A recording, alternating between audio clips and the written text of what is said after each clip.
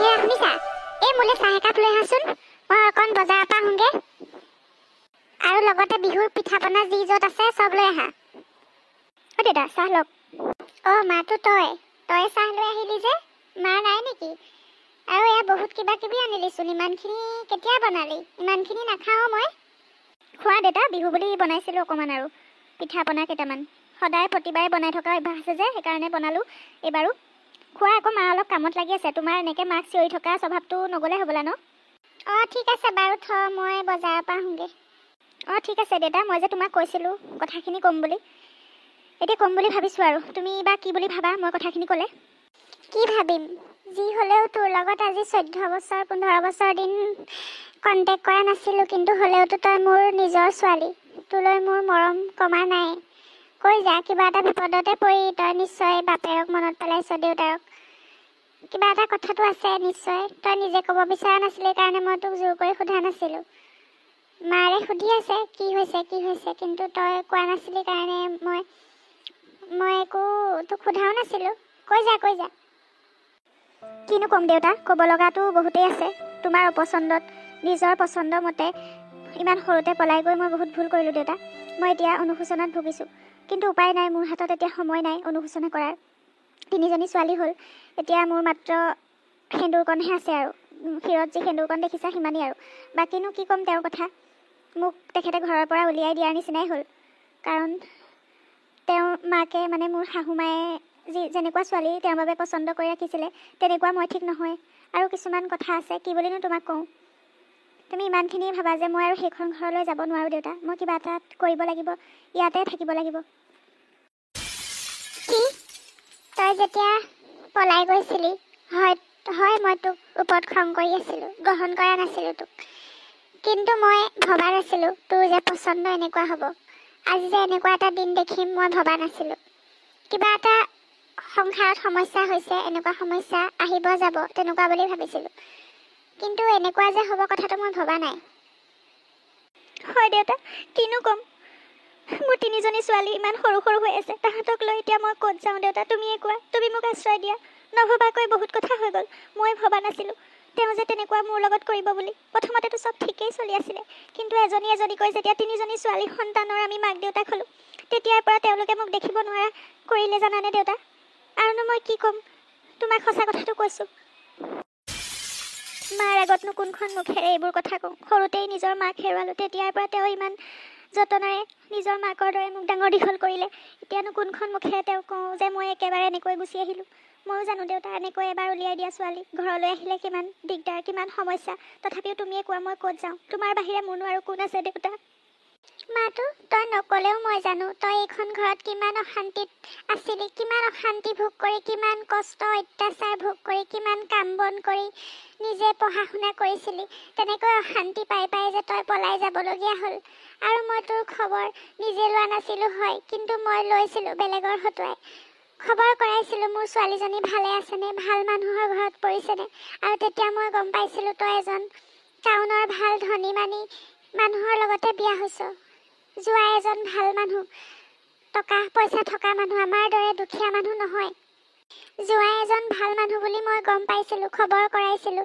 ভাল মানুহ মানে টাউনত চাকৰি বাকৰি কৰা মানুহ।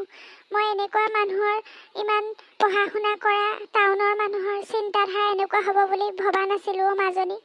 মই জানো তোৰ কথা, তই কিয় পলাই যাব লগা হ'ল। তই নক'লেও মই চব বুজি পাওঁ।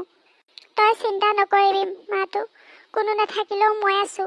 মই তোৰ লগত সদায় আছোঁ আৰু থাকিম। মই কিবা এটা কৰিম তোৰ কাৰণে। তই এতিয়া মন মাৰি নাথাকিবি। তোৰ এই দেউতাৰ থকালৈকে তোৰ ইমান চিন্তা নাই, মই কিবা এটা কৰিম দে।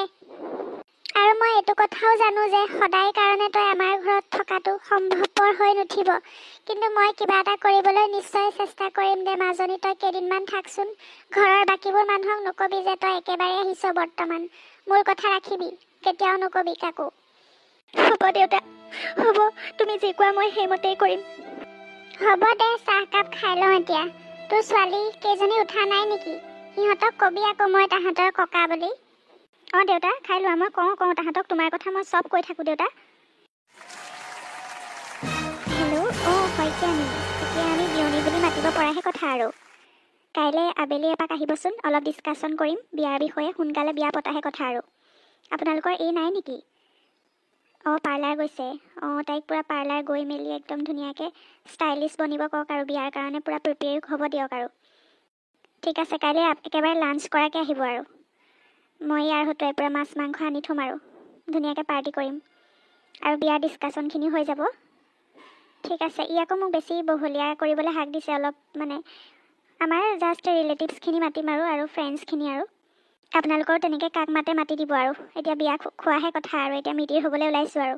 মোৰ ইমান দিনীয়া আশা, মোৰ ল'ৰা আৰু আপোনাৰ ছোৱালীক লৈ ইমান দিনে দেখা সপোনবোৰ আৰু পূৰণ হ'বলৈ গৈ আছে। মোৰ বহুত ফূৰ্তি লাগিছে জানেনে। ঠিক আছে দিয়ক, লগ পাম। বেটীহঁতে মোক অভিশাপ দি যায়, তুমি এদিন পস্তাবা। এতিয়া দেখিব নহয় মই মোৰ পচন্দৰ বোৱাৰী আনি কিমান ধুনীয়াকৈ সুখত খাম, বহি বহি খাম। ইয়াৰ কি হ'ল জানো, ইমান দেৰি কৰিছে আজি, ইমান দেৰি অহা নাই। কি হ'ল, গোটেইটো একে খিনাই মিনাই একেবাৰে খাবলৈ নোপোৱা মানুহটোৰ নিচিনা হৈছ যে। তই ইমান ভাগৰে জুগৰে আহিছ যে অফিচৰ পৰা। কি হ'ল, লাঞ্চ নকৰিলি নে কি? নে কালি নুশুলি তই? নাজানো মা, বহুত ভাগৰ লাগিছে, একো খাবও মন নগ'লে। কেণ্টিনৰ বস্তুবিলাক খাই ভাল নালাগেও। আগতে এই টিফিন দি পঠিয়াই ধুনীয়াকৈ খাই লওঁ, এতিয়া মানে বহুত দিগদাৰ হৈছে মা। কেণ্টিনৰ খানাটো একদম খাব মন নাযায়, ৰাতি ভালকৈ টোপনিও নাযায়, কিবা খালী খালী লাগে ৰুমটো। ভাল লগা নাই কিবা। যোৱাচোন চাহ একাপকে দিয়াগে মোলৈ। হৰি বিষ্ণু, গোটেই মানুহ মখাই কেণ্টিনৰ খানা খায়ে থাকে, সি আকৌ কেণ্টিনৰ খানা খাব নোৱাৰে। আৰে তোক কোনে বনাই দিব? আগতে ঘৈণীয়েৰ আছিলে, বনাই দিছিলে আৰু। এতিয়া মই সেইকাৰণে আকৌ সোনকালে তোৰ বিয়াখন পাতিব বিচাৰিছোঁ। হ'ব দে, বিয়াখন পতাৰ পিছত তোৰ ইমান অসুবিধা নহয় আৰু। মোৰ পচন্দৰ বোৱাৰীয়ে তোক তাতকৈ ভাল ভাল ডিছ বনাই টিফিনত দিব, তই চিন্তাই কৰিব নালাগে। নাজানো আৰু মা, কিন্তু তুমি অনবৰতে তোমাৰ পচন্দৰ বোৱাৰী কৈ থাকা, এইবিলাক মই বেয়া পাওঁ মা। আইঅ, হয় নেকি? সঁচা কথা ক'লে বেয়া পাওঁ? সেইজনী আনিবলৈ তোৰ উৎপাত নহয়, মই তোৰ উৎপাতৰ কাৰণেহে দিলোঁ। এতিয়া গম পালি নহয়, এতিয়া আকৌ মোৰ পচন্দৰ বোৱাৰী বুলি ক'লে বেয়া পাবলৈ আহিছ। যা যা, এতিয়া ফ্ৰেছ হৈ লগে আৰু অলপ ভালকৈ থাকিবিচোন।